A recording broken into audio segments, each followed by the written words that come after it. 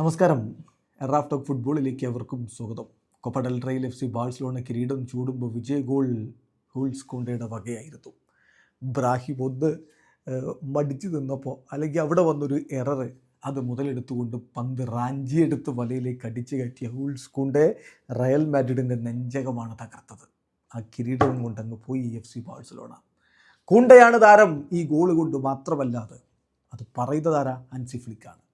Flick കളിക്ക് ശേഷം പറഞ്ഞ വാക്കുകൾ നോക്കുക. കോണ്ടെ ഗോളടിച്ചു എന്നുള്ളത് മാത്രമല്ല, അവൻ 2-3 ഗ്രേറ്റ് സേവുകൾ ടീമിന് വേണ്ടി നടത്തിയിട്ടുണ്ട്.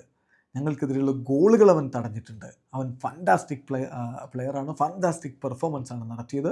അവൻ്റെ മെൻറ്റാലിറ്റി എക്സലൻ്റ് ആണ്. He never gives up. ഇതാണ് ഇപ്പോൾ കോച്ചിന് കോണ്ടയെക്കുറിച്ച് പറയാനുള്ളത്.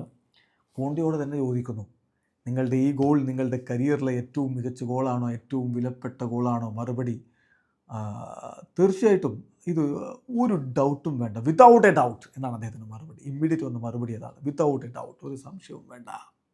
പിന്നെ ഇതൊരു ഇൻക്രെഡിബിൾ മാച്ചായിരുന്നു. ഞാൻ ടീമിൻ്റെ ഈ വിജയത്തിൽ വലിയ സന്തോഷം കൊള്ളുന്നു, വലിയ അഭിമാനം കൊള്ളുന്നു. കാരണം ഇതൊരു ഡിഫിക്കൽട്ട് മാച്ചായിരുന്നു.